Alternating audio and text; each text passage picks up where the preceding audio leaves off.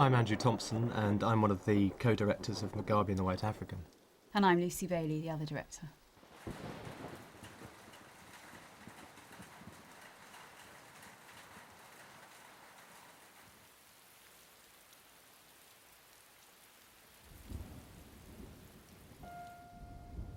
Now, as the caption suggests, we started filming this film in December 2007, and what initially attracted to us to this film was one man defying one man taking on a president. At its heart, it's very much a David and Goliath story. First meets the eye.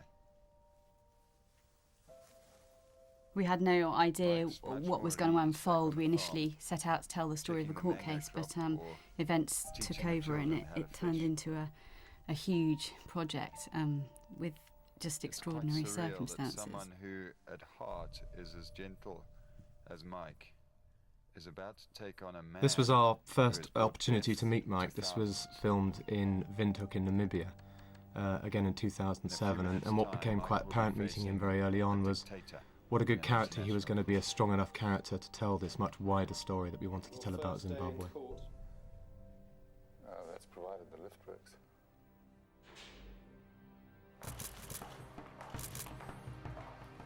Mike's unflappable character. This is when we also met Ben, who was obviously the other very key, strong character of the film. We knew that the two of them would work well and carry it. There's a lot going on in this pre-title sequence. That's Elise you're seeing now, who's one of the key advocates, and here is the Zimbabwean defence team, Prince Machaya. Present state of mind is that you are now our enemies. It's a landmark case. I love this here. This is that's the case. That's the film on a bit of paper right before you now. It's a dictatorial system that we're living under. We've told him that if he wants to shoot us, he must come and shoot us. We're not leaving. This is a very much a racial issue. It's about a very racist black man running that country. But Mike is a true African completely. And what I like about Mike is that Mike doesn't try to be a black African. He is a white African. He will talk about things that happen in his experience as a white African. And that's what is nice about him. I've got nowhere else in the world that I can go or that I can call myself. I can't call myself English or American or Australian. I happen to be white, so I'm a white African.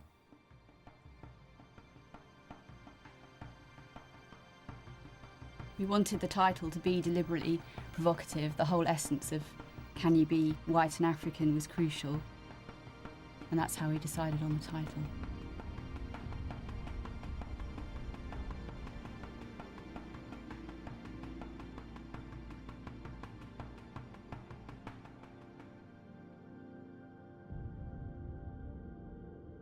We always knew when we started making this film that it was never going to be easy to smuggle ourselves and our camera gear into Zimbabwe. And in 2008, obviously, there was a complete press ban, so it was illegal for us to be inside the country and certainly to be filming.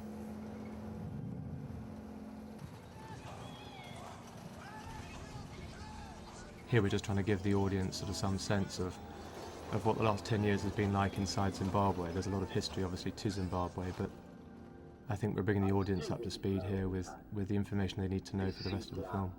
Has only one objective: justice for his people. We wanted this sense of Mugabe and his presence and his domineering terror, really, and this disembodied voice of his is a theme we used in the film, and I think it worked really well. We could use it in the court case and we could use it over the landscapes of Zimbabwe.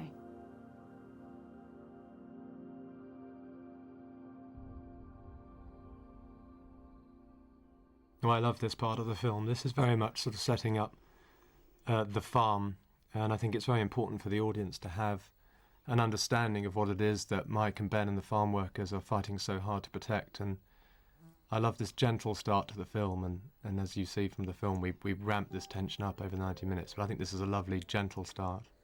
This is our favourite shot.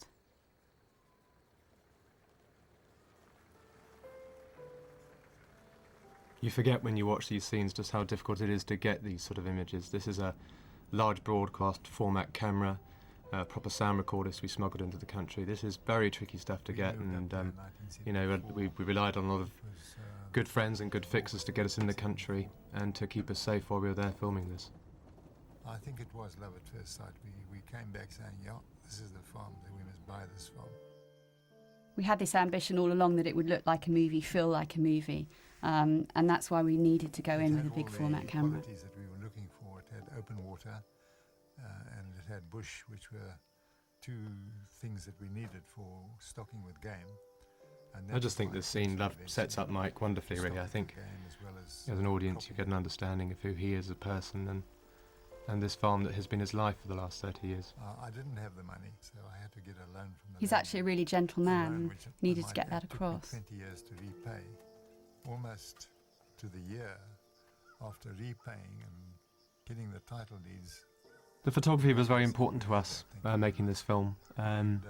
What images we had seen of Zimbabwe up until this point had been sort of wobbly news footage, but we wanted to make this film different and stand out and be cinematic. And I think this is the last chance we've got to keep white farmers here. And give a sense of place, a sense of Africa. That whole atmosphere was very, very important. This case is a huge responsibility, and I know that it wears on Mike's mind constantly. This battle that Mike has been fighting with the Zimbabwean government for over 10 years now has taken its toll on Mike. And in many ways lots of the sort of day-to-day running and has been with Ben. But it's also a challenge to the rest of the world. And this is our first chance really as an audience to meet Ben. We want the world to wake up to the injustices of what is happening inside Zimbabwe. We want people to face the problem, to face the real issues at stake.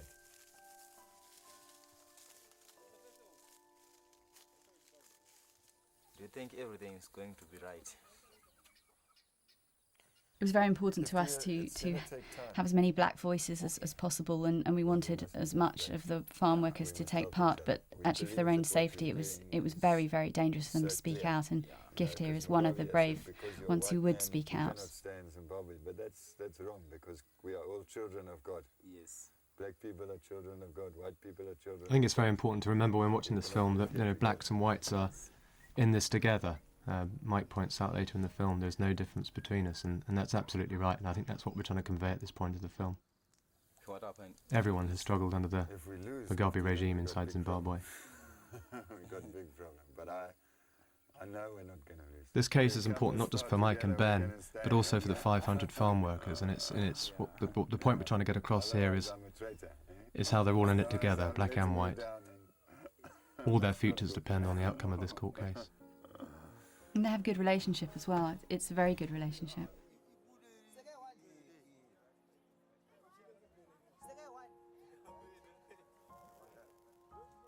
This is the beginning of the day, the roll call, We love these guys.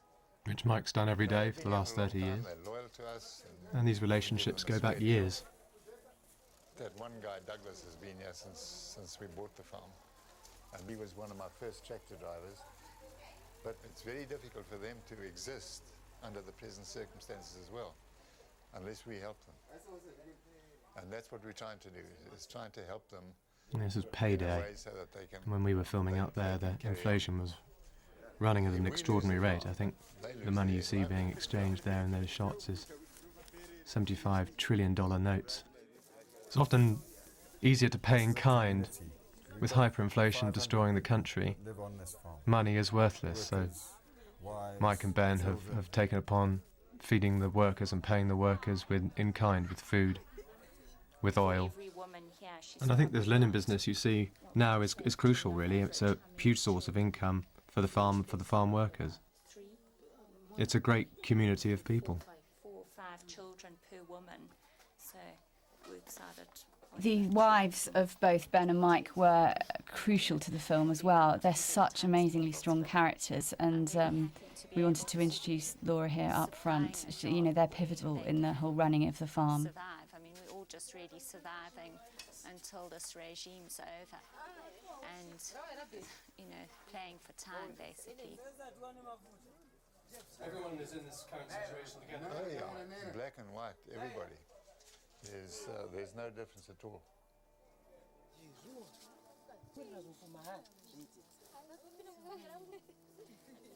Mugabe doesn't want harmony between blacks and whites. He wants the whites to hate the blacks, and he wants the blacks to hate the whites. I think it shows just how many people suffer under Mugabe's regime. It's not the white farmers who might make the headlines, it's everybody else as well. Again, up until this point, the film has been rather gentle. I think the music adds to a sort of sense of imposing menace. And this really is a turning point in the film now, when we first sort of see that menace firsthand.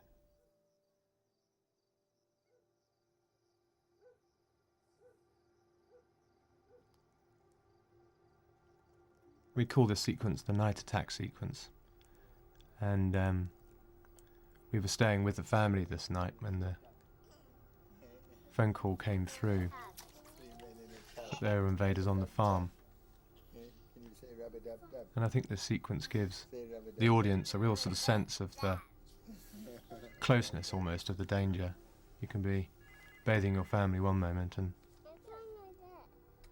taking a phone call about invaders on the farm the next. And this is pretty scary stuff to film.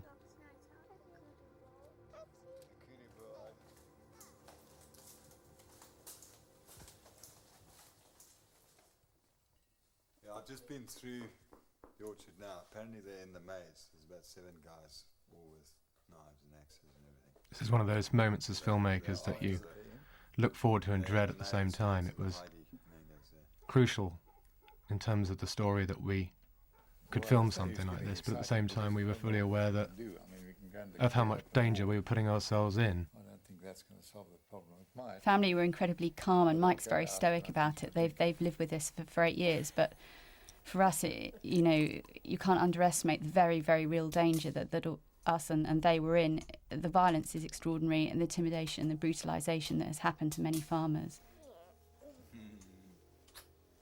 I think these scenes would seem extraordinary, and do seem extraordinary to an audience. Now we find ourselves Mike is 76 years old, and this is a pretty brave man indeed that goes out into the fields with nothing but a shotgun. And of course they're defending not only their farm, they're defending their farm workers' children and their children. If they don't keep the farm invaders off the farm, anything could happen. Remember, you must help each other. We have to pay huge credit to our wonderful editor, Tim Lovell, and our musician, Johnny Pilcher, because they really helped create the atmosphere of this scene, really able to rack up the tension with fantastic editing and a fantastic musical score. It really brings it alive and I think makes you feel as if you're there. In the compound, and apparently I think as the DP on this film, that this is sort of actuality filmmaking at its very best. I think this is raw. And I think as an audience you are in the back of that pickup cab with Mike going into those fields.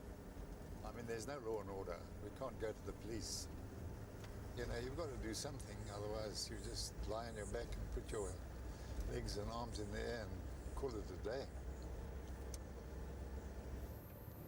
And there's no denying that we weren't terrified at this point. And I think that's so much part of the problem in Zimbabwe, is you're never entirely sure who or where your enemy is.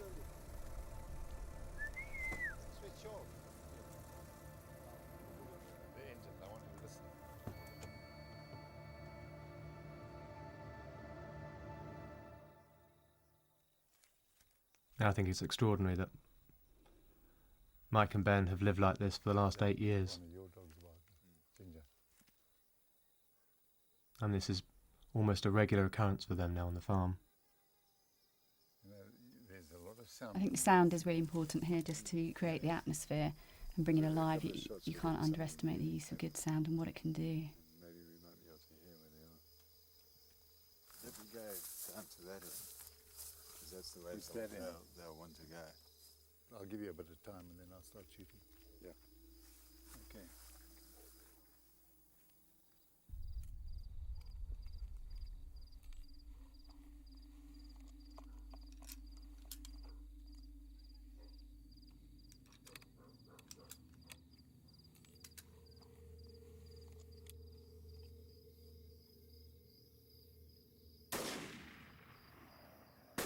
It's not about hurting these people. We need to let them know, though, that we will protect our guards. We're serious about protecting this farm.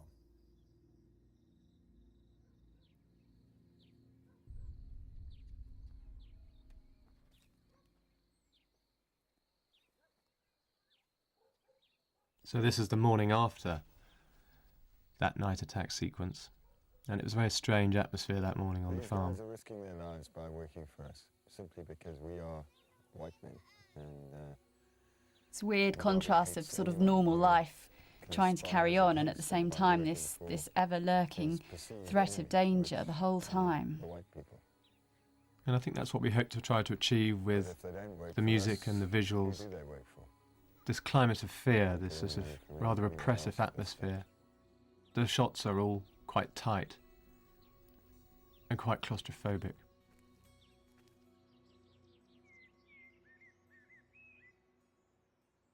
We're based in the UK, and one of the issues for us in making this film was, you know, we couldn't be in Zimbabwe all the time for security reasons, and we had to be in the right place at the right time. And the film is a very international film, and it involved filming in UK, South Africa, Zimbabwe and Namibia, and we had to sort of be in the right place at the right time. Ben's parents were great because they provided a link to what was happening inside Zimbabwe, and they became an important emotional key to the film, and become important in the later sequences, as you'll see. If good men do nothing, then evil will prevail, and you have to fight the evil.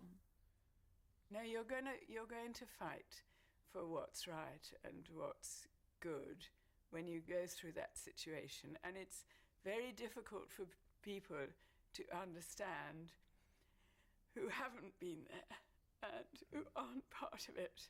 They look at it. I think this interview with Ben's parents packs a very strong emotional punch. I think particularly coming off the back of the night attack, where we've seen the jeopardy that the families live in on a day-to-day basis, and coming here to an English village, you get a sort of sense of the real emotional impact. And the love that they have for their son, who's all those miles away, it does really tug on your heartstrings.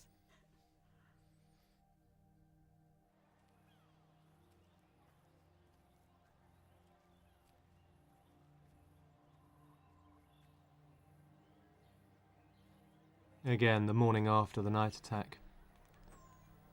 And this poor chap was a guy that got caught by the farm invaders the night before. Yeah, the guys are pretty uneasy this morning. Again, this isn't uncommon at all. Mike himself has been beaten many times. And they attacked him and beat him rather badly, and he was in fear of his life.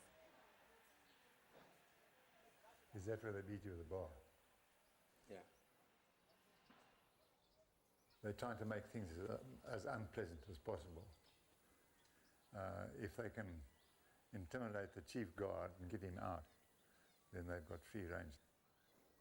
Someone came to my house asking for me. Then I saw there is many people holding weapons, iron bars, catapults.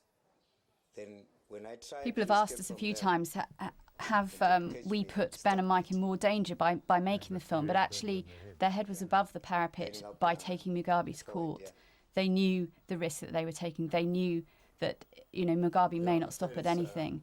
And actually the film was working for them because I think they thought that whatever happened to them, at least it would be filmed, at least it would be witnessed. Intimidate you so that you either leave or you don't want to do the job anymore or something like that.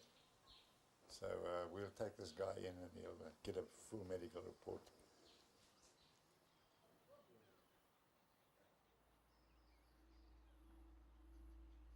The problems for us here on Mount Carmel began in November 1997, when we were listed for acquisition as part of the land reform. At this point in the film, we're trying to introduce the audience to some of the history as to why the land reform programme was taking place. But obviously we never set out to tell a historical documentary. We weren't looking to tell the complete story of the history of colonialism. This is very much the story of a court case and of post-colonial injustice. Zimbabwe for Zimbabweans.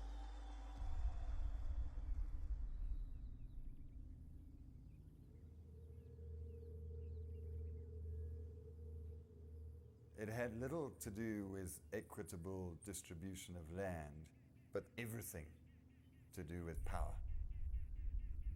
He put fear into everyone's hearts.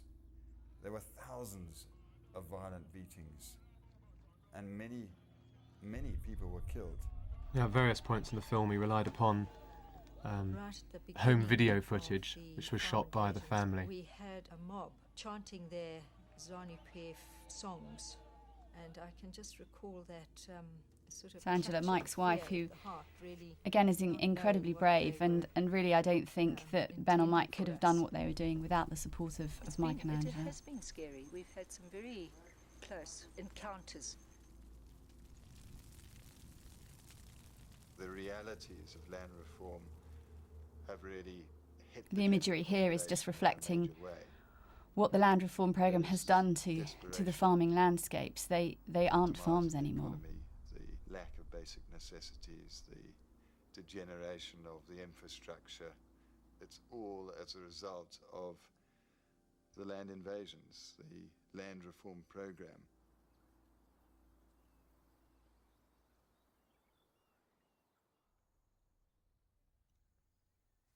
In any normal country, the title deed is a piece of paper, which is a very valuable piece of paper, which says that you are the registered owner of a certain property, whether it be a farm or a house or whatever it is. This is really That's what laying the this statement foundations for the means. legal case. According to the government of Zimbabwe, they've cancelled all title deeds now, and all land in the country belongs to the government.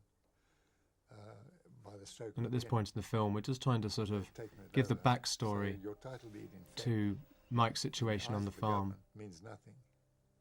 But internationally, your title deed would still say that you're the registered owner of this property.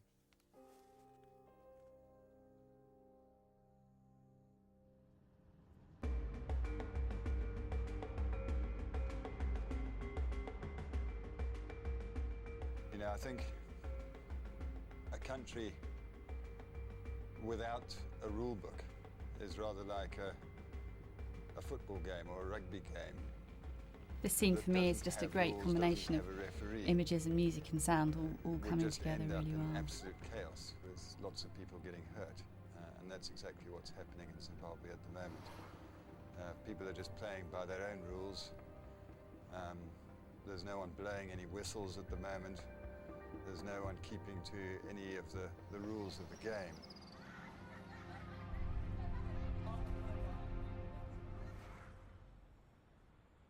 And that's why we need to bring One of the key things we also had to do referees in was from gain the outside access and who are trust of prepared the to legal team working on the case, make sure and that was the rules essential. are upheld. Of course, they were spread around the globe, so we ended up between Mike London Campbell's a and very Cape Town committed and Namibia. who is angry because he has been prosecuted for the unique offence of living in his own house and farming his own farm to which he holds the title deeds. A farm which he acquired in 1980 after independence, purchased on the open market and on a certificate of no interest by the Zimbabwean government. It's distinctly racially discriminatory. They want the farmers out of Zimbabwe. They want to tell them that they are not Zimbabwean, they are not African. But that's racist. You can't adopt a constitution saying we will respect Elise was a fantastic your character. racial orientation, She was one of your the racial background, and then Namibian-based say attorneys. white farmers shouldn't own land in Zimbabwe. The great thing about Lise is she wore her heart That's on what they her do. sleeve the whole way So through. there is no justification to go for the farms that these farmers now currently have. His case has to be the most interesting in the sense that he is, as it were, despite his age, a new generation committed Zimbabwean, employing lots of people, a model employer, and yet because he is white, he has been scheduled as being liable without more to be moved off that land. So it's got at the core of it a vague, racist, and entirely unenforceable description. If we win the case, the whole land reform program in Zimbabwe becomes illegal. Then every farmer that's been kicked off his land has got the right to come back to his farm.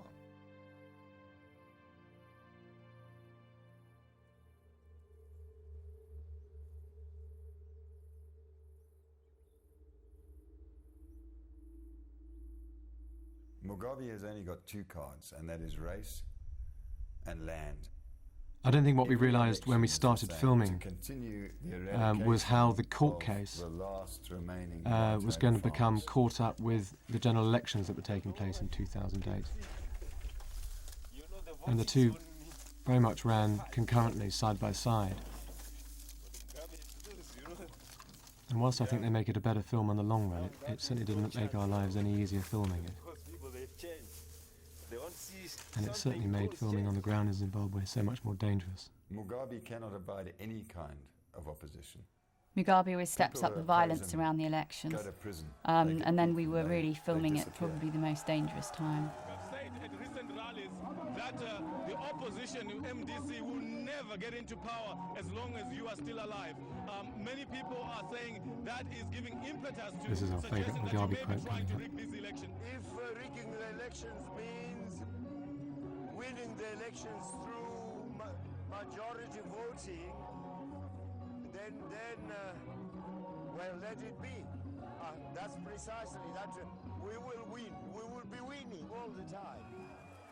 When the justice system failed us in Zimbabwe, we had nowhere else to go. But within a week, the SADC tribunal in Namibia was finally open for business.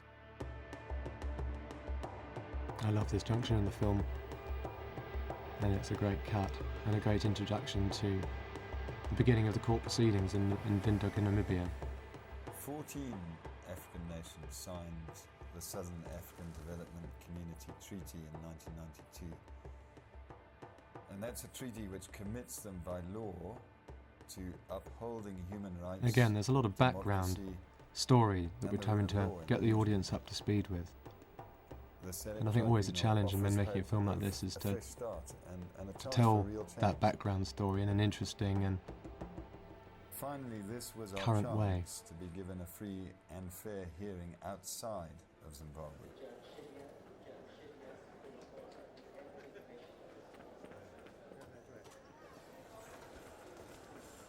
A huge, huge difference filming in a free country like Namibia than from Zimbabwe. That cloud of fear that Ben talks about is almost immediately lifted. And here's everyone enjoying a hyperinflation Zimbabwe dollar joke. I think Ben and Mike were just hopeful at this point. You know, we all thought this court case was going to happen, and we were quite uplifted.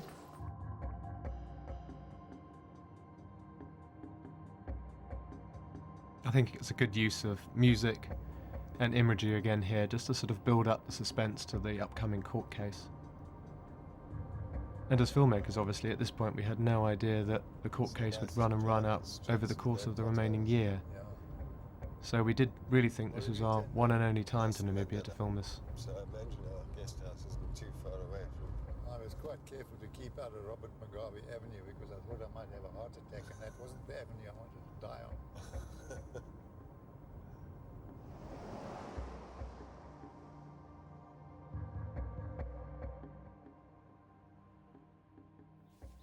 There's so many damned unknowns.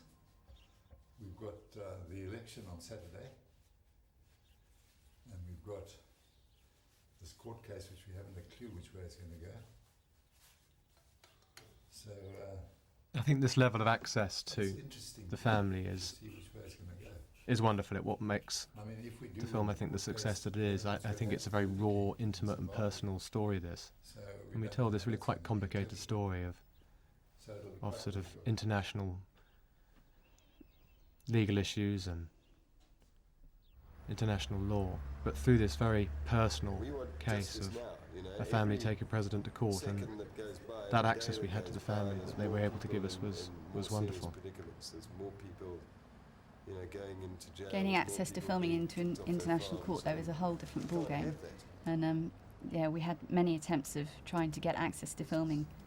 At this point, we were only allowed to film up until the court proceedings actually began. So we got there's the government guys, right? On this side here. We're all pretty nervous at this point. It's fairly daunting walking into a large international court. Your case is done already in the newspapers before it's come to this tribunal. No, they've sorted it out. And this is the bombshell delivered by Elise. SEDEC tribunal postponed the Zimbabwe Falls case. We were told that the main application won't be heard at all. I think as filmmakers that was quite a depressing headline to read. They had many logistical problems on the ground which might prevent it from arguing the case. They cited many things, among them the coming election. From this moment on, we looked at each other and we knew we were maybe in for the long haul. It's already all in the newspapers. Of course, for Ben and Mike, they'd be stepping straight back into danger the moment they landed back in Zimbabwe. They're postponing us. They're just buying time, Ben. It's just a stitch-up. Are you okay? Yes, I'm fine. It's a bit of a bummer for Michael and Ben, who travelled all the way, but I suppose, Mike, we just don't have any choice but to go back home. At least we've still Everyone got is temporary stunned. protection. We're safe on the farm, at least.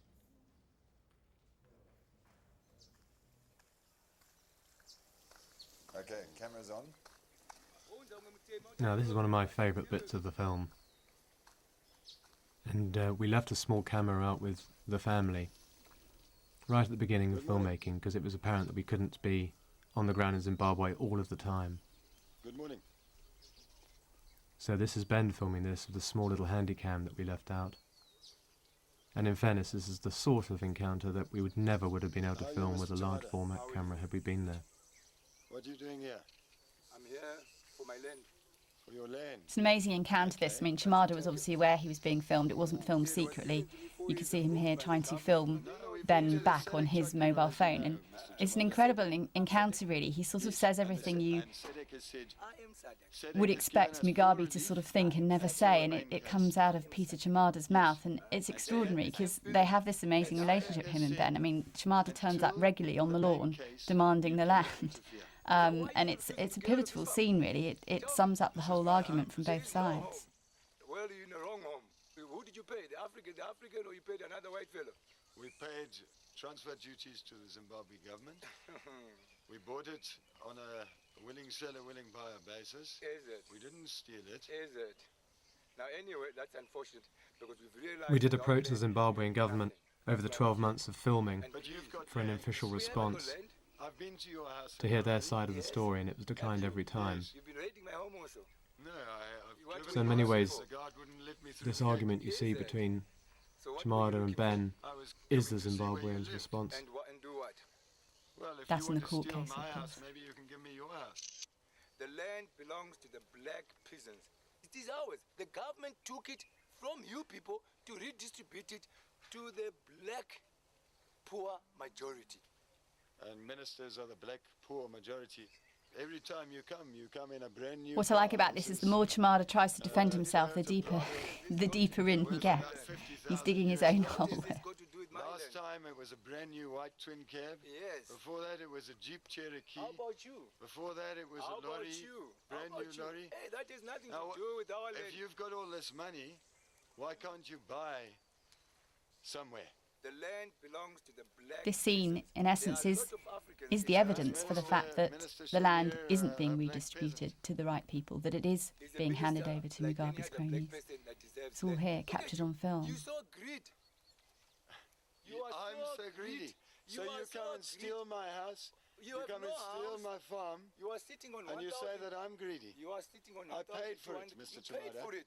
Wait, I can't buy land in UK. Why not? My father, as it is now, everything that he has in London, in America, has all been frozen. You've taken it. My father is not even allowed to go to your country. But you're still here. But you can own land. It's just the ministers that have got targeted sanctions on them for what they've done to this country. My friend, you take all the land from us, you starve us, you bring sanctions. In the end, you want to cripple us so that you can take over. It will never be a colony again, this country. It will never be a colony. I will sleep here until you are out. And I mean it. I want you out. That's it. That's a fabulous argument.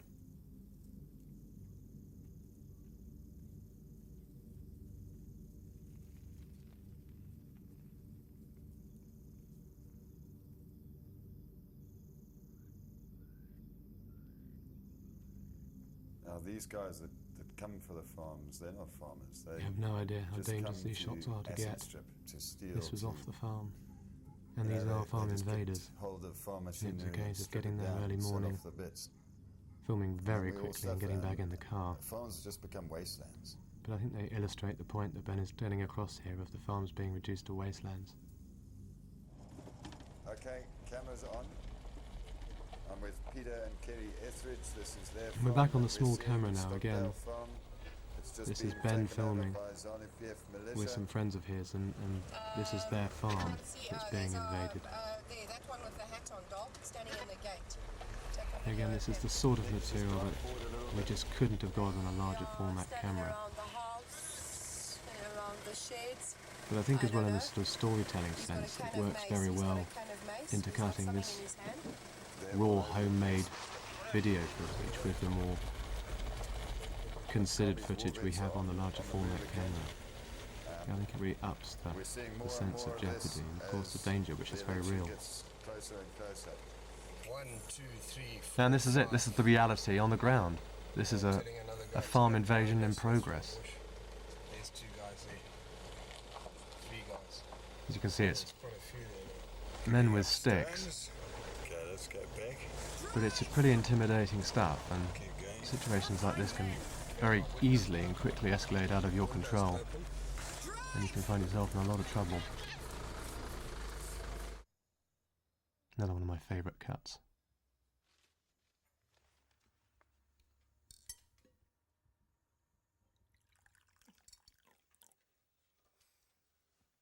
I often say to people, I wouldn't like my grandchildren to.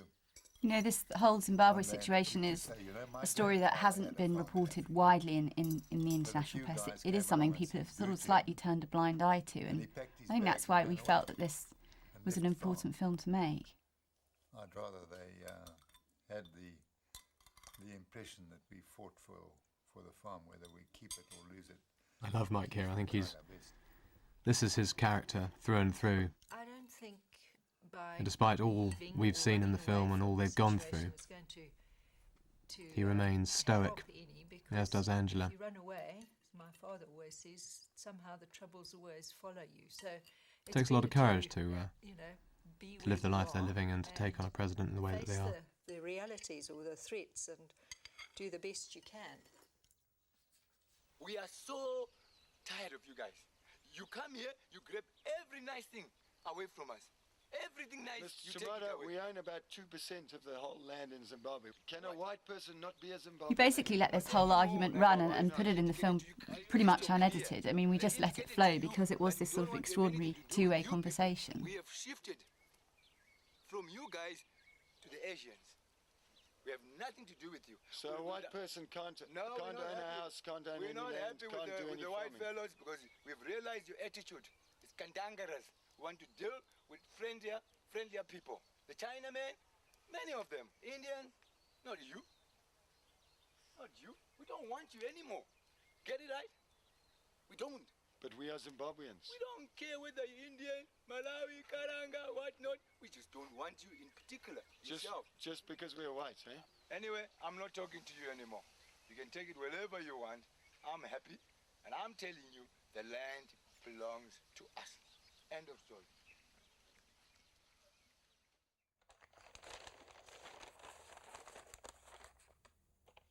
I think what that Chamada interview does is it opens up the whole black and white issue in Zimbabwe. Can you be white and African? And Ben is continuing this argument on by looking at the farm invasions that have occurred, and it's quite clear that those farms that have been invaded have been white-owned farms, and the large black commercial farms have remained untouched. They haven't been touched. Not a single one. They are all still in place on their farms. There hasn't been. As much as possible, we wanted the viewer to see the evidence, to actually have direct access to the evidence of the court case, and this is what you see in front of you here. Proof that it's not a genuine land redistribution, taking from a section of white farmers and giving it to, if you like, a category of African peasant deprived of the opportunity to own good land. So again, we're just building up slowly the legal case, political chefs, as they're called in Zimbabwe. and I think this is a very telling And the papers list part of the film, the chef list. friends of the family, air vice marshals, judges, political operatives. Not one of them could be typified as a trained farmer or a potentially good farmer. But if you run down the list, ZANU minister, next one, provincial administrator's wife, next one, ZANU PF election. Again, this is all evidence that was provided to the courts. And so we go on here, niece of Senator Madzongwe, And it's just our way of giving an audience the details, really, of the court case. Seizure of land, which unfortunately has, first of all, discriminatory overtones. There is a form, and one doesn't want to use the emotive term ethnic cleansing, but it's distinctly racially discriminatory. It's really a sort of a Balkans ethnic retaliatory measure, too, that one finds in this.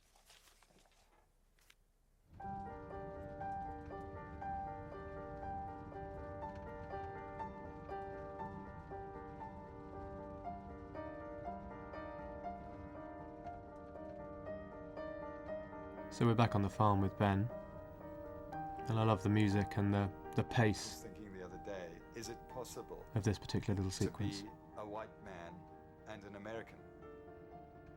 Is it possible to be a white man and an Australian? And of course the answer is yes. But is it possible to be a white man and an African? If you talk to Mugabe, if you talk to Mbeki, if you talk to any of the nationalist leaders, the answer is very strongly no. You cannot be a white man and an African. And there's something very wrong in that.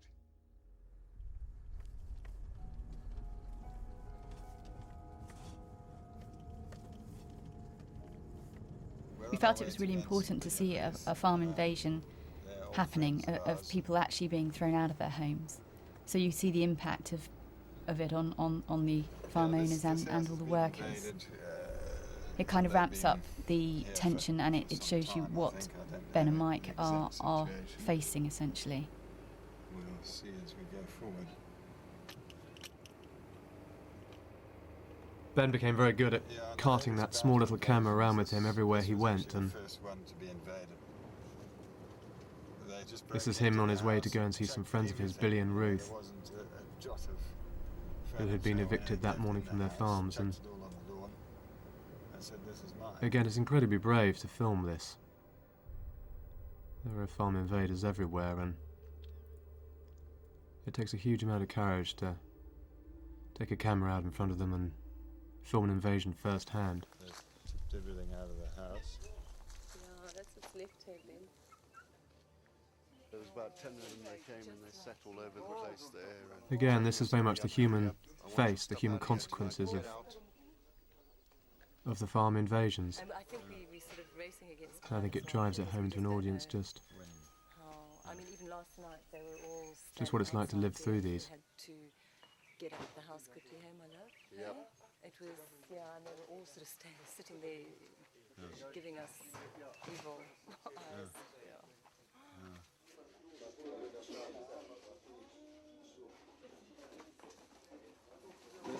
And again, it's this idea of everyone suffers. The house is built Everyone loses in the Mugabe regime. Yes, when I was born, this is the house that we lived in, yes. In fact, our family next year would have been in this district, in this It's not just area, Billy and Ruth that have lost their family home. It's their farm workers and their friends and their colleagues that lose their livelihoods as well. And this is it. This is hundreds of years of history being packed up and put on the back of a van.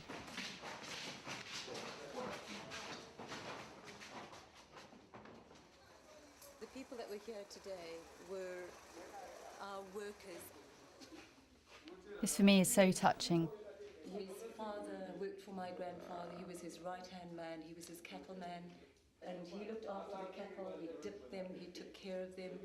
It's his whole life. Just the fear on the faces here. Just the trauma that everyone is going through. Stay here. They've been beaten. They've had threats. But Again, and this has happened up and down the length and breadth of Zimbabwe now for the last 8 years. Joyce, she was my dearest friend. They're going to be all right. And I think it's touching. I think this scene shows the sort of closeness between the farming community and their workers, and just how the farm invasions have destroyed so many lives. They're all buried here.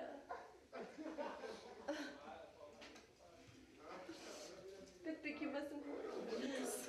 No, you're not gonna be. You're gonna be right. You're gonna be right. No, you're not, Belinda. Sure.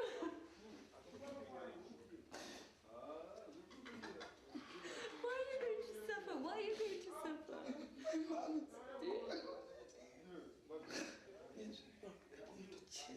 You're going to chase you away. You see, they're worried they're going to be chased away. Why do they chase you? You politics. It's an amazingly touching scene. No, you mustn't worry about it. And again, I think it just reinforces that We could just hope blacks and whites are in this together. It's a shared history between the families, and race relations between blacks and whites in Zimbabwe have always been really good, and that's the irony of what Mugabe's now doing.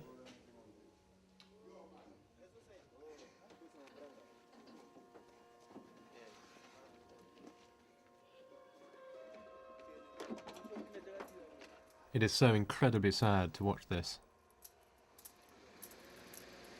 And it's another very sort of human example of what Mugabe's regime does to people. This is a broken family now, and it will never be the same again. It's tragic.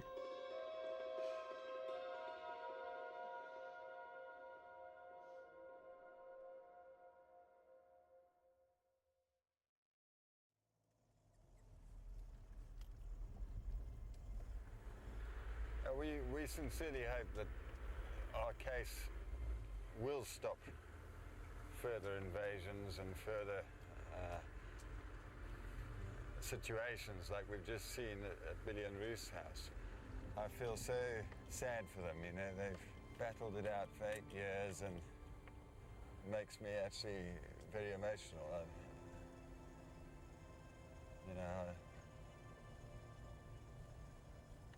I just feel like crying.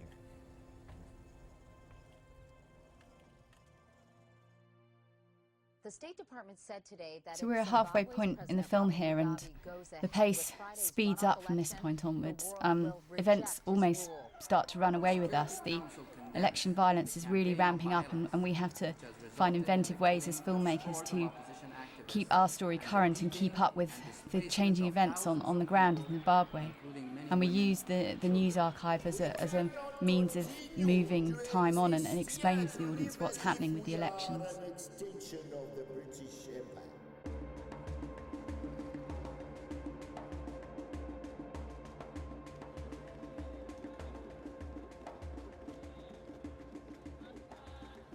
We've always said that the only way to beat Mugabe is to be on the right side of the law. I know our team, our legal guys, are working against the clock to get this case together. Expectation. I wonder whether under legitimate expectation, I mean, they received an undertaking that they could stay on the land. When they bought the land, which was way after independence, in order to do that, they had to get an undertaking from the government that it wasn't needed for purposes of redistribution. So it's quite a legal team that the family have got together to represent them in court, and this is just introducing it has huge implications Jeffrey and Jowl, elsewhere, because a British QC. What the Mugabe government is saying is that we've altered the constitution by popular vote, 2/3 majority, and now we can do anything. But democracy is not only about popular will. We know that through European experience. The German government in the 1930s was elected popularly, then they went on to do terrible things. Democracy is not only about what the majority of I think it's very important what it's also Jeffrey about says here. protecting fundamental human rights, making sure that you And ultimately this is a story of human rights, of the rule of law and democracy in Zimbabwe. Have a resonance not only in the region but across And these the protests world. you're seeing in They London can set examples. They're coincided with the incrementally elections, establishing only what the days off now. fundamental principles of constitution So really the eyes of the world are starting to and turn to should be all Zimbabwe. And in the middle of it, of course, is our court case.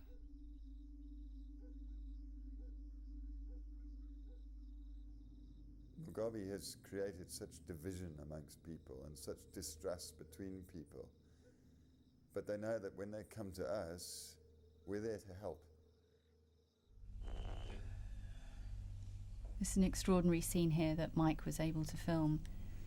It just shows the level of political violence that's going on and what surrounds the farm. Parliament in the last election was in that vehicle, and this is him. It's also interesting that a black MDC member would go to a white farmer's farm for sanctuary, and it just goes to sort of show the Could you just tell them your story? relationship between whites and blacks in Zimbabwe and how they can actually be very positive relationships. And this is exactly the sort of thing that Mugabe doesn't want the outside world to see. I met a group of militias and they attacked us. Some of them had stones which they started to throw at us, but it was in full view of the police. I think two of these characters that appear in this footage have subsequently been murdered and killed by the Mugabe regime. And before we sped off, they actually shot at us. Yeah, this is after patching these guys up. They're so brave to speak out and to be filmed like this. Having said that, I wouldn't want Mike bandaging my nose. Okay, gifts. Wish you luck. Thank you so much. Thank you, Mike. Okay. May God bless.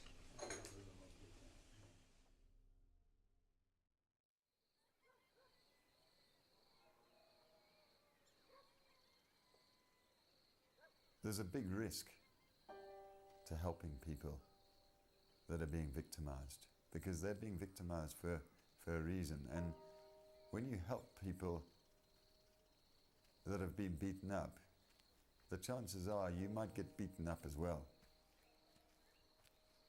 But we have to overcome that fear. We've actually got a duty, and we're going to help, whatever the consequences.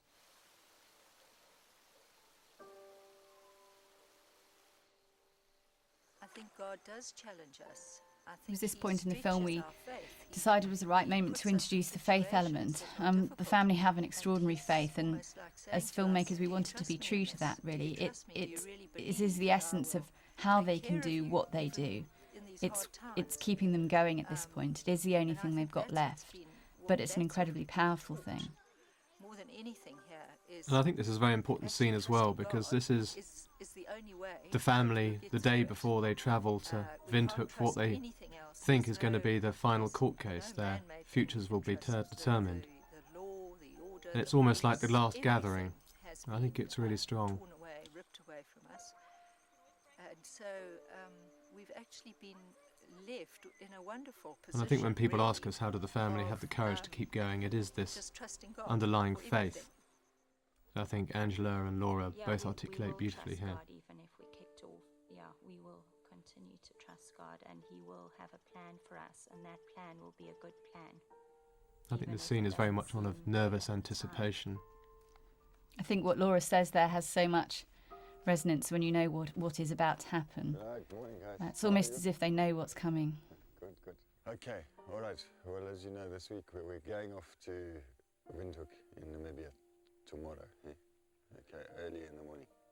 So you need to I think at this point the film's rather taken a different pace. pray for the case, Up until this point, we've looked a lot at the backstory, a lot of the history, setting up the characters. But now an audience is aware of who's who and of the political issues and the legal issues and the underlying case.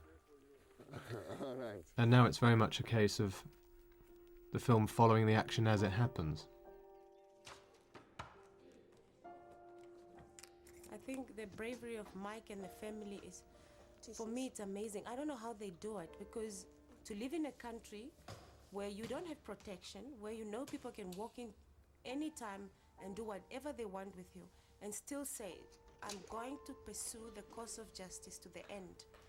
If we had more Campbell standing up in Zimbabwe, we would have had a better Zimbabwe.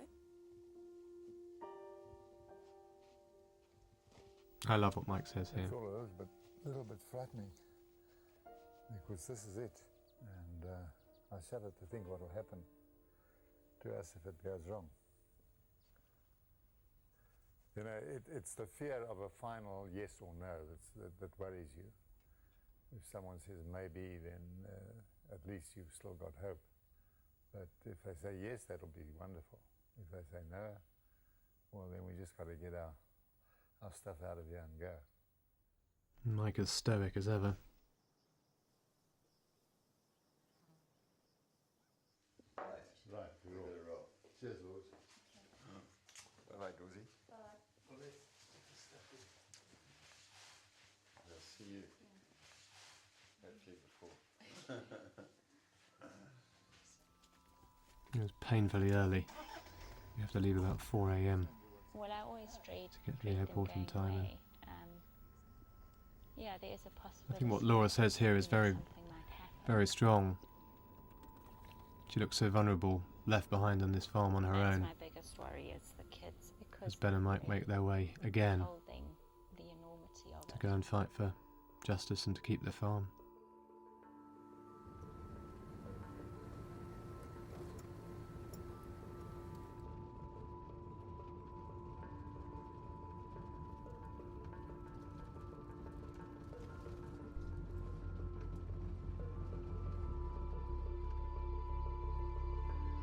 The transition here, the relocation to Namibia, is an important one. We wanted the music and the whole sense and atmosphere here to feel very epic.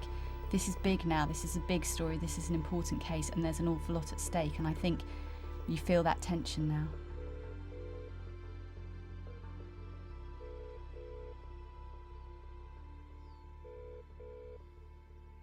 But still we tell this story through a very intimate and very personal way, and I think this is a very, very important sequence in the film. Yeah. I got a message to contact And even while they're here in Windhoek in Namibia to fight the case, who has been evicted? the farm invasions and beatings are continuing 10 back home, families and have been evicted you see the look on their already. faces. I mean, how Were they worrying beaten? is that for any How many husband or guys father were to broken have left their arms and family legs? behind and be receiving phone calls from home saying the 18 farm invaders are on the move again. chaps. On Cecil Farm. But again, even at this late point in the proceedings with the court case, it just highlights the daily terror that they have to live under, and this is exactly why they're in Namibia now, to stop these farm invasions, and whilst they're there, they're still ongoing.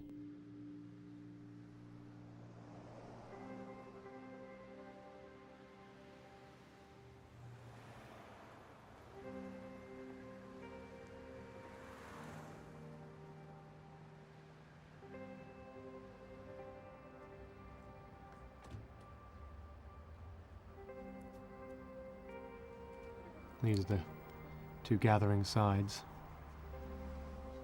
That's the Zimbabwean defence team. Let's take it slow. And again, there's a lot of tension in the air here. Hyperventilating all the time.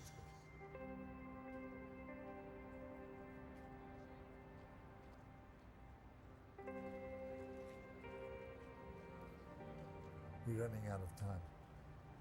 We need this case to be heard today. If we were to lose this case, Africa will have a precedent that says you can discriminate on the basis of color, of race. It will be a sad day in history for all of us as human beings, because then human rights have failed, basically, and Africa is already having problems everywhere with human rights. Again, at this point, we didn't have permission to film inside the court once the case had actually begun. Our leaders in Africa to act a little bit more with respect.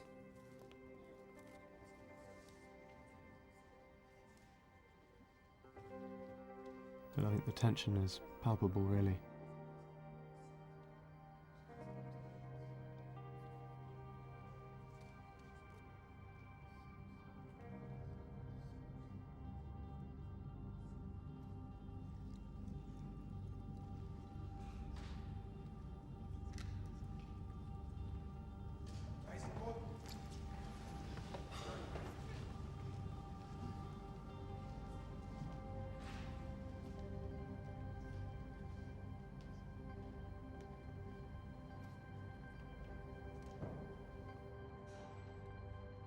While life-changing decisions are being made in the court case, for everybody else, life just goes on as normal.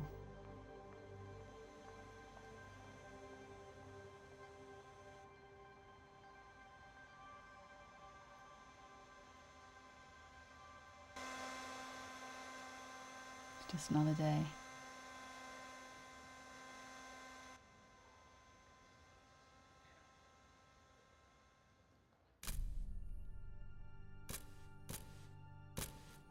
Again, we bundled in with the cameras after the proceedings, and we were confronted with these worn faces without actually knowing at this point what had been decided by the court. We wanted the viewer to experience that in the edit, so we let it play out, so no one at this point knows quite what's happened. Complete nonsense. I can't believe it. It's shocking. It's exactly what Mugabe wanted. Yeah, I really didn't expect this. And I think as filmmakers at this point, we started to wonder whether we'd ever finish this film, and whether or not this court case would ever be heard. Do you think, Mike, it might not get heard now? Well, This was now the middle of 2008, and the original court case had been set down for March, so we were already 3 or 4 months further along into filming than we thought we'd be at this stage. I was really doubting that there would be justice at this point. It's quite depressing, wasn't it, for everyone? Justice delayed is justice denied, and when the judge president says in the interests of justice. I think if there was a low point for us making this film, this was probably it. I can't understand why the judges were so easily influenced by those weak arguments that were put up this morning. A very tough time for Ben and Mike. Lack of staff. They've got to go back in Zimbabwe now, and the danger levels are just rising all the time. And when they pitch up here at the court in a brand new Mercedes-Benz. That's right.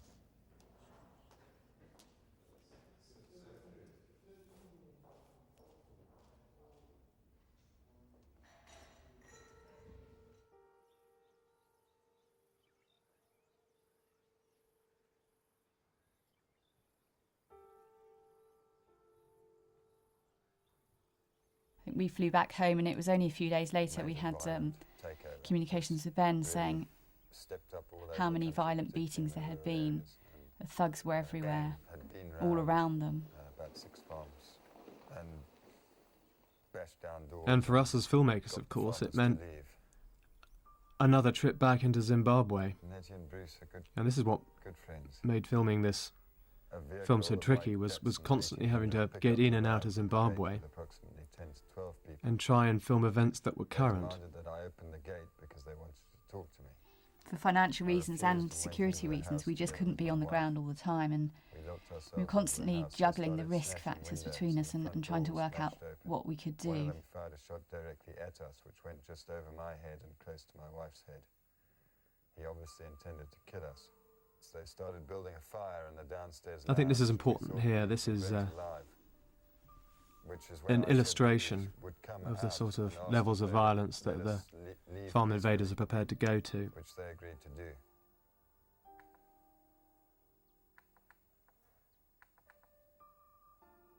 We came downstairs and they attacked me. They then grabbed my wife around the throat and she started screaming. They then started beating me with what I assume was sticks or pipes and kicking me with their boots. They dragged my wife outside and they were trying to Communications with Zimbabwe would be very difficult for us at times, and we didn't hear from Ben for a few days. We kind of had no idea what had happened often. When you read the story of Bruce and Leslie, how does it make you feel? But I always get a sense when I watch this back and when I was filming it with Ben that he felt that a similar fate awaited him. We feel fearful. And I think that's clear in his eyes and what he says here. Before. And if we leave just because we feel those things, then we're doing everyone else in Zimbabwe a tremendous disservice.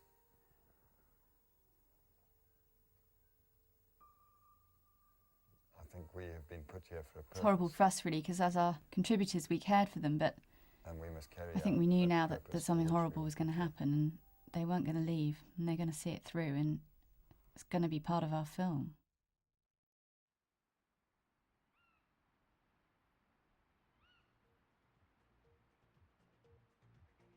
So this weekend was when the election and result were taking place, and I think we really knew that something was going to happen, and it was frustrating for us not to be out in Zimbabwe. And I don't think we were really surprised when we had a call. We were at home on Sunday morning to get a call from Claire saying she'd been trying to get hold of them on the farm and she couldn't get through. Something was wrong. And we just said to her, look, can we come down? We've got the camera here. And she said yes, and we had this incredibly trusting relationship with them. And they allowed us access into their lives at this very, very difficult time. So literally as we arrived at the house, Oh no. this is what we were greeted by. No. Claire on the phone. Oh, Laura. And it was quite apparent that something Oh, Laura. very nasty indeed had happened to the family in Zimbabwe. Oh, Laura. Oh.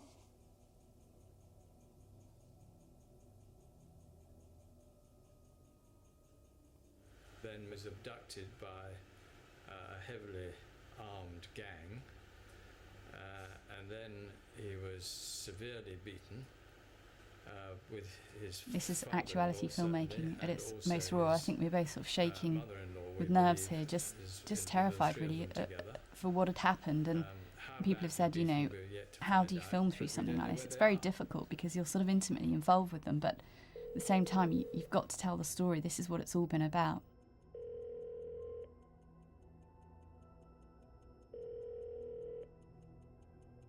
Your job as a filmmaker is to carry on. Hi, have you heard anything? Oh, Laura. I think for a moment here we thought that perhaps everything was okay and that they'd been found and were all okay. Go to hospital. Okay. Bye. Yeah. And just as quickly we realised it wasn't.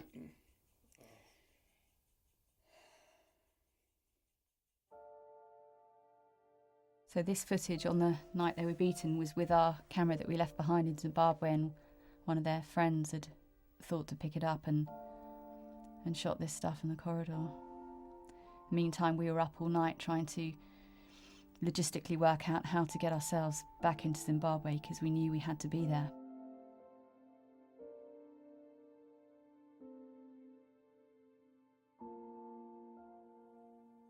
Mike has all his fingers broken and his head is absolutely huge. They've had their feet beaten. Ben's eyes are, there's one eye that's, he's been beaten around the head.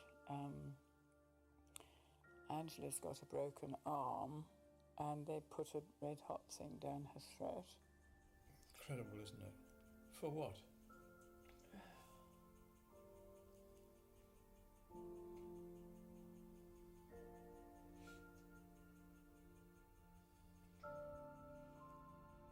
I don't think film gets much rawer than this.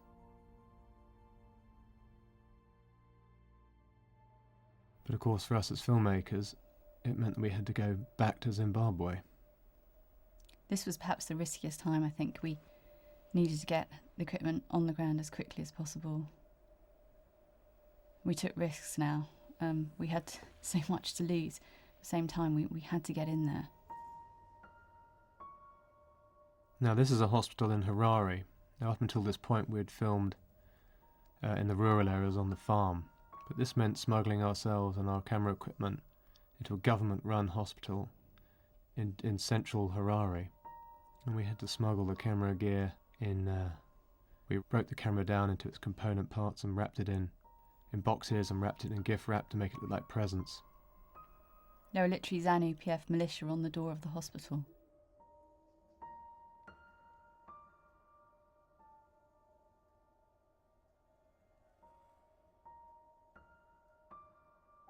And Claire had flown out to give support to Laura, who was obviously on her own. We were praying and I felt there was this tremendous battle on for their lives. I felt just the most tremendous anguish. And we were just praying. I don't think anything had quite prepared us for the sort of severity of the beatings that Mike and Ben and Angela had all had. And this was a very emotional sequence to film. I turned around to watch the sound recorders in floods of tears. But again, very trusting of the family to sort of let us in on this. This is very raw, very emotional time for any family. And it's very trusting to let a film crew in.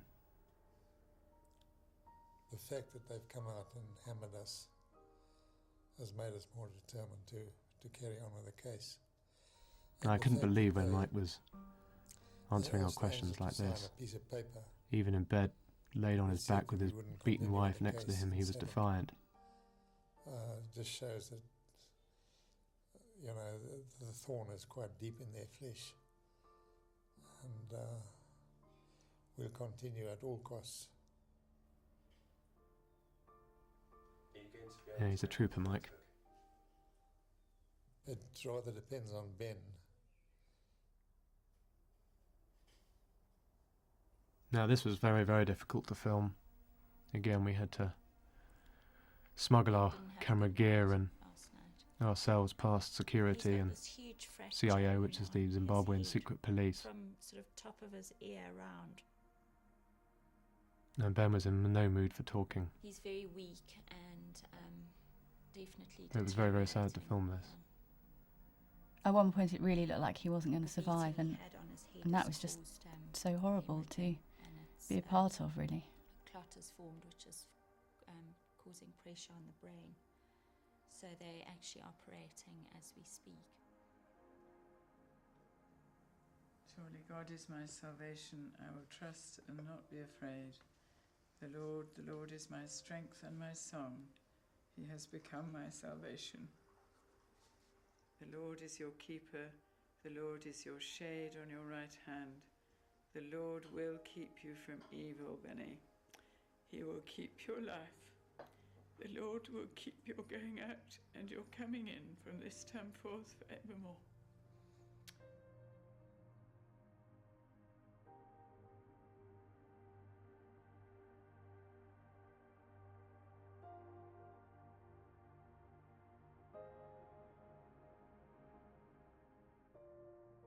You know, it seems that if you go against Mugabe, then they let all the stops out and try and get you.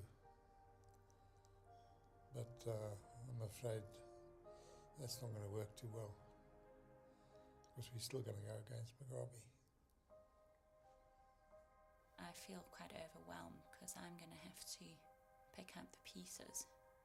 And, you know, we don't know what the future brings. We don't know how they're going to recover. So, you know, it's all just one day at a time, sort of 1 hour at a time, I think.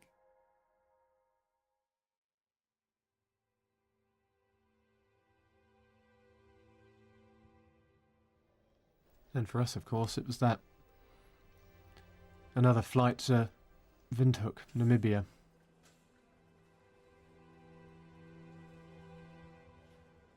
At this point, we weren't entirely sure who or what was going to come through the door. Mike had seemed the stronger of the two when we had left them in Harare. But Ben was desperate to get there, but was defying his surgeon, and he made it. I mean, incredible to fly after a severe brain injury. I mean, it was literally 10 days on. Well done. You have a good flight. Very good flight. How are you, boy? Very well. I'm doing fine. It's lovely to see you.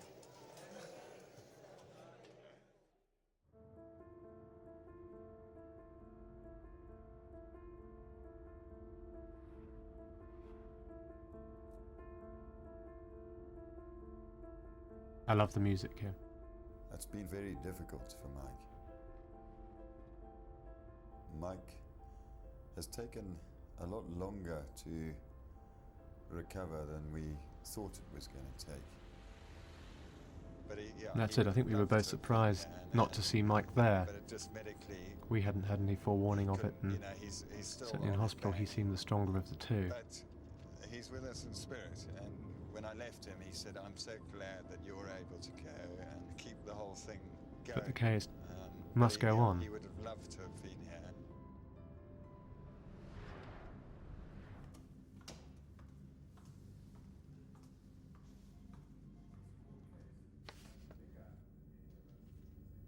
That photograph always draws a huge reaction from audiences.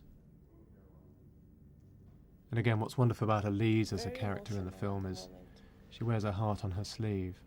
I don't understand how people can do this to other people. This is unbelievable. And this is horrible. And I think she expresses all of our thoughts really looking at these photographs. You know, even now, I don't feel any want of vengeance, or I don't feel bitterness, I don't feel hatred towards them. What's incredible is Ben's attitude. There's no resentment or hate. We felt this was important to put in the film, and it does bowl people over. People are amazed that he could be so forgiving, really, and it's genuine. Build each other up and give each other They all just want the country to move forward. to go forward in a positive and constructive way.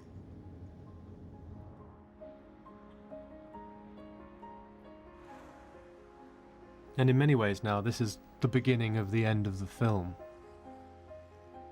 And it's really the coming together of all the elements, of everything that they fought so hard for.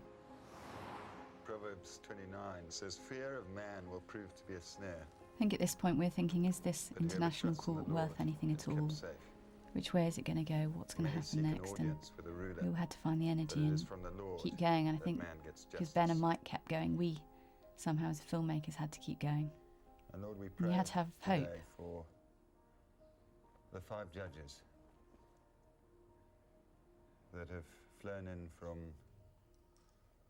We tried this one more select time region. to get access to film in the court. You put the And, fear of we yourself discussed between us, in was their it worth it? What was the point? And we not the fear gave of it man. one more go. And incredibly, the court registrar They see sort of changed his mind. We said, look, we're just it trying is to show your the law, world what you're trying to do that it here is your with this ways court. You're telling us you're building a house that of are most justice. important. We want the world to know about it. If He this changed his region is mind and gonna go he let us film. And we just ask, Lord, that you confound the ways of wicked men. Lord, the people that are going to be there who want to pervert justice, who want to try to continue this rape of the land, this stealing and killing and destroying. Lord, we want to see those judges come with clear vision, with clear minds, with strong hearts, and with a fear of yourself, Lord God.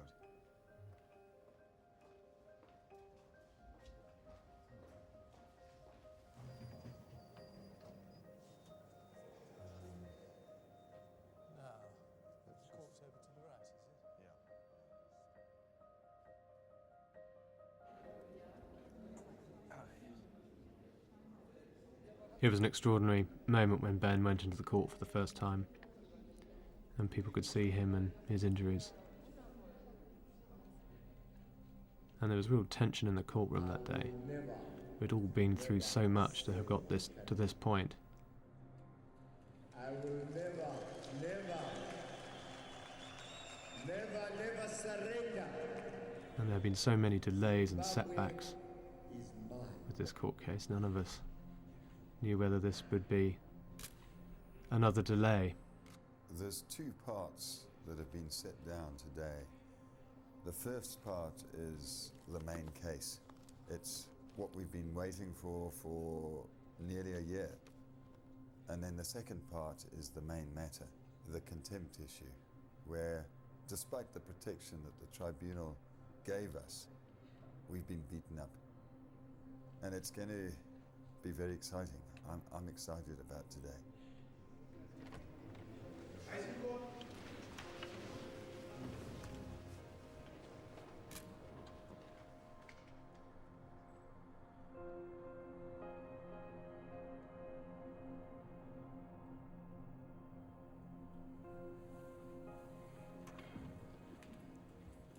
This court is now going to consider the main case, Campbell case. I think this is only the first or second time that a film crew has been allowed to film in an international court. The taking is from white farmers only. Here it is as this internal document, and you'll see throughout there's not a reference to the fact that these are bad farmers, that they're absentee farmers. Throughout, it's one point only. They happen to be farmers who are white. The intention was to take at least 8.3 million hectares from that commercial farming land, which was held either by whites or by large corporations, and distributed to the landless people. The sole factual common characteristic established on these papers is that they are white. We take that point, we invite a challenge, we invite them to come back and say, these 6 were rotten farmers, those 7 have a record of beating workers. Not a thing of that kind. Now we proceed to the case number 2A, urgent application. Your Excellencies, we would submit that there are 4... excuse me, Your Excellencies. Sorry for interrupting my learned friend. What we seek at this stage is a short postponement. Well, this case is listed for this session. We don't see why it cannot be heard. Thank you, Your Excellencies. Your Excellencies, if I may seem impertinent to be asking for postponement, it is merely because since filing the defense, there have been developments in Zimbabwe, and as such, my instructions are that unless I can make submissions to this honorable tribunal, I would then respectfully beg to be excused from the proceedings. Your Excellencies, there is once again an I think this is gripping courtroom drama. We, Your Excellency, no longer And it really have speaks the for human itself. and financial resources to carry on from hearing to hearing. We are all at the end of our tethers. We are building a house of justice in the region, and the court find no reason to postpone this case. Therefore, we are going to proceed. I would then respectfully beg the leave of the tribunal, as I have these specific instructions from my government. I mean, our hearts are in our mouths at this point. I couldn't believe it. I just couldn't believe it. I don't think anyone could believe it.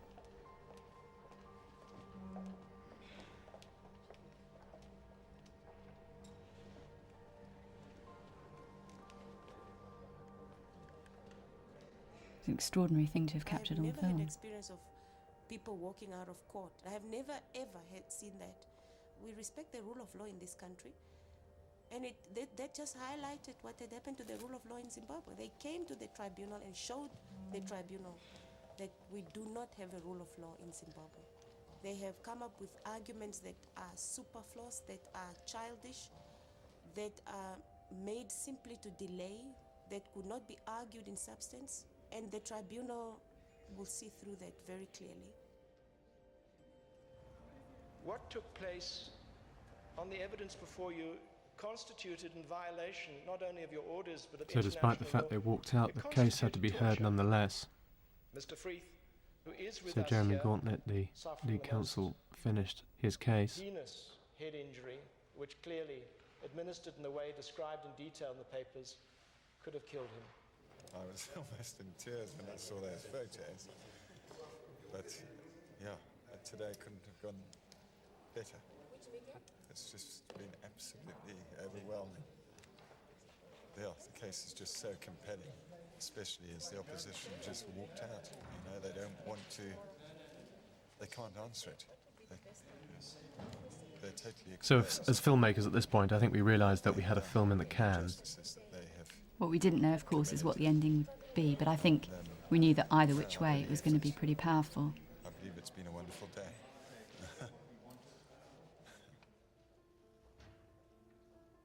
And much the same as it is for Ben and Mike, it was a waiting game for us as well. We had no idea at this stage how long it was going to be before the judges delivered their verdict. The judges have gone out now to consider what has been said. And So we went back to the UK and edited what we had.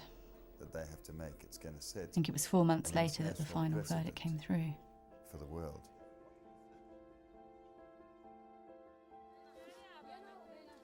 And there was one final trip to Zimbabwe, back to the farm, for I think this very important sequence of Mike being greeted by his co-workers on the farm. You can see how frail poor Mike is looking. And of course it was a waiting game for all of us. None of us knew what the verdict was going to be at this point. It's the homes for our workers, it's our But it was great to film this homecoming. If we lose it, we've lost our place on the soil in Africa.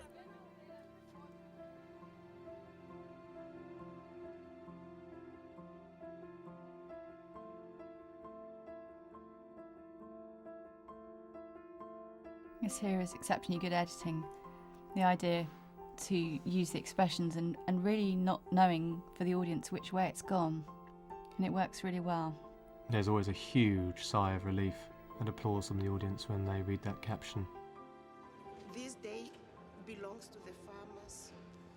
The rule of law is victorious today due to the wonderful judgment in favor of justice, human rights, rule of law. It's an incredibly powerful end to a film.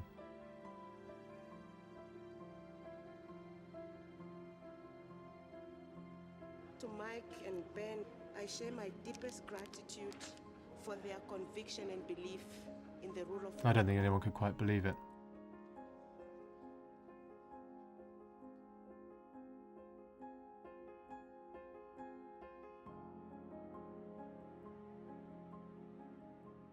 Well, the effect of the judgment is This that, grabbed moment with Prince Machar was the only response we ever had from the Zimbabwe government. 2005 have been declared by the tribunal not to have been according to the rule of law. But you guys had the vision and the courage on behalf of all of us. Well, a lot of it has been. Yeah. It's amazing. I'm just so pleased. Is Mike going to be safe at home on his farm? That really can't comment on. But, A very ambiguous response there from Prince Machar, which leads us into the final captioning.